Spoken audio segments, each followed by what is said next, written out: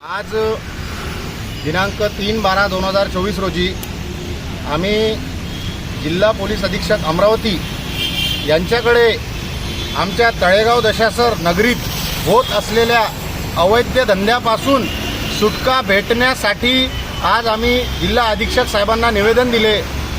आज आमच्या गावात खूप मोठ्या प्रमाणात दारू विक्री, गुटखा विक्री, अवैध व्यवसाय सुरू आहे। या सर्वांपासून आम्हाला तात्काळ मुक्ती भेटावी, अन्यथा आम्ही 7 दिवसाच्या आत आमरण उपोषण करणार हे आम्ही शासनाला सांगितलं आहे। आमचे जे काही आमचे मुद्दे आहे हे तुम्ही 7 दिवसात मान्य करून घ्यावे व आम्हाला याच्यातून तुम्ही मुक्त करून द्यावे, अन्यथा आम्ही 8व्या दिवसापासून आमरण उपोषणाला बसण्यास गावातील नागरिक, सर्व गावातील युवक तयार आहेत। तुमच्या प्रमुख मागण्या?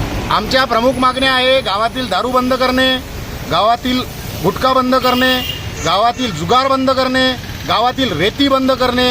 या सर्व गोष्टी आमच्या बंद झाल्या पाहिजे। जोपर्यंत या गोष्टी बंद करणार नाही तोपर्यंत आम्ही आंदोलन करत राहणार आणि यानंतर सुद्धा आमचं काम नाही झाल्यास आम्ही पुढं आमरण उपोषणाची तयारी केली आहे। आणि आता पुढं अधिवेशन आहे, हिवाळी अधिवेशन। आम्ही हिवाळी अधिवेशनात आम्हाला न्याय मागण्यासाठी आम्ही जाऊ।